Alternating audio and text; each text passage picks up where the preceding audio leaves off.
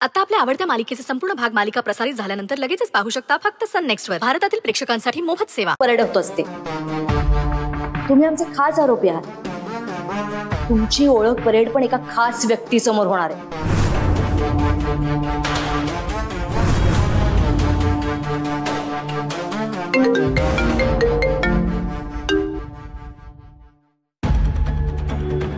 बोला मॅडम. नाही, आता बोलायची वेळ तुमची. आणि तुम्हाला ज्याच्याशी बोलायचंय तो माझ्या समोरच आहे.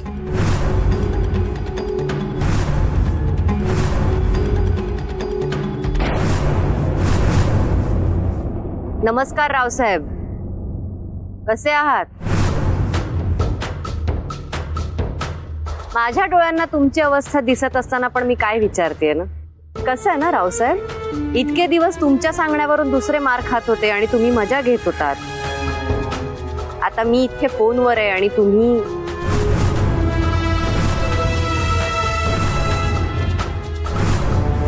ह्यालाच भोग म्हणतात, कर्माचे भोग. तुमच्या बाबतीत तुमचे दिवस तुमच्यावर एवढ्या लवकर फिरतील याचा कधी विचारही केला नसेल तुम्ही. आणि कसा करणार ना विचार? त्यासाठी स्वतःची विवेक बुद्धी जागी असावी लागते.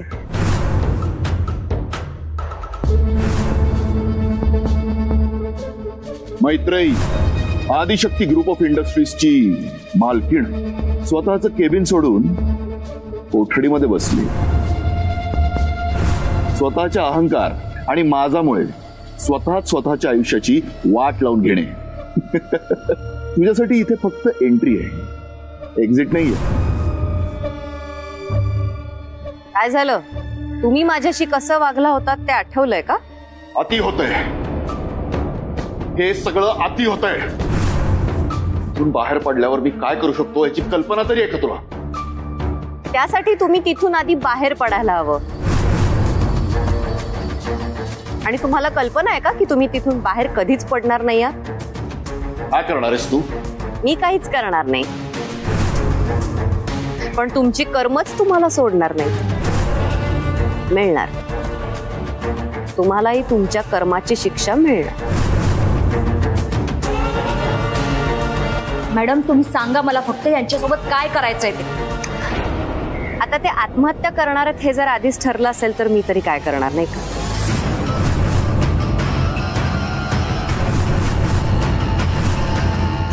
नाही, हे शक्य नाहीये. का शक्य नाही? तुम्हाला अटक होणार हे जर भविष्य खरं ठरू शकतं तर मग ते का ठरू शकत नाही?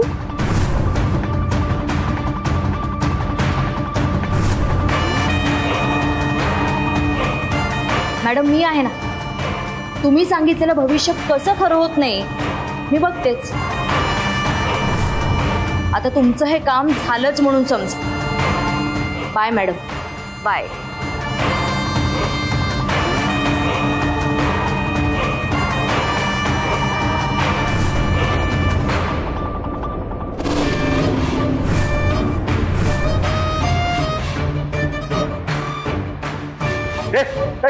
काय करताय?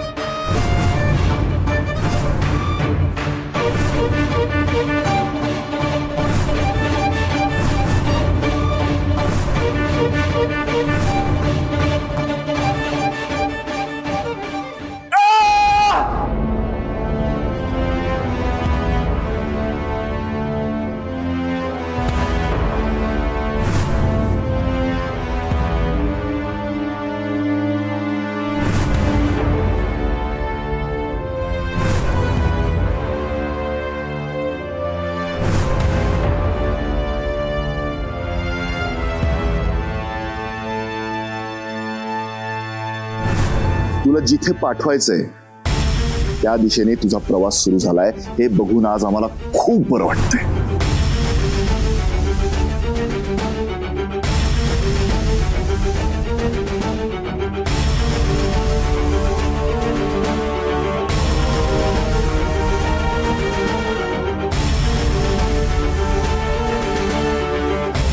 सोडणार नाही.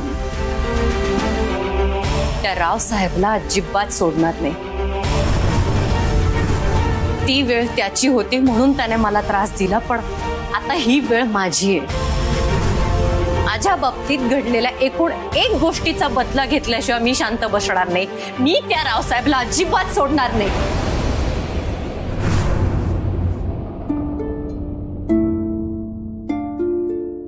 अदिती, नेहमी दुसऱ्यांना बदलायला भाग पाडणारी माझी आई आता स्वतःच बदलतेय. चक्क बदला घेण्याच्या गोष्टी करतेय. म्हणून मला इथे यावं लागलंय. नेमकं काय म्हणायचंय तुला? आई, अगं आधी तू खूप वेगळी होतीस. अगदी तुझ्या शत्रूच्या बाबतीतही तो असा का वागला असेल हे समजून घेत होतीस. पण आज काय घडतंय? तू स्वतःच एखाद्या गुन्हेगारासारखं वागतीयस. नेहमी कायद्याचा आदर करणारी तू आज त्याच कायद्याचा गैरवापर करून कोणाला तरी अद्दल घडवतीयस. आई, काय चाललंय सगळं आणि का? असं एवढं टोकाला जाऊन तुला वागण्याची काय गरज आहे?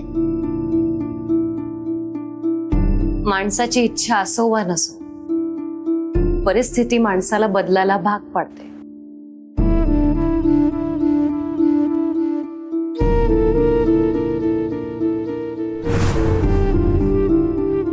माझ्या बाबतीतही असंच काहीतरी घडलं. आपल्याला नेहमी असं वाटत असतं की जगातल्या सगळ्यांनी आपल्यासारखं असावं. माणसाने माणसाकडे माणूस म्हणून बघावं, पण प्रत्यक्षात तसं घडत नाही. दोन प्रकारची माणसं असतात, चांगली आणि वाईट. चांगली माणसं हे नेहमी आपल्यावर झालेल्या उपकाराची जाणीव ठेवून इतरांचा आदर करतात, आणि वाईट माणसं नेहमी बेईमानीच करतात. आपल्यावर कधी हल्ला करता येईल याची संधी बघतात, आणि अशा वेळी चांगल्याशी चांगलं आणि वाईटाशी वाईट वागता आलं पाहिजे. आई, हे तू बोलतीयस?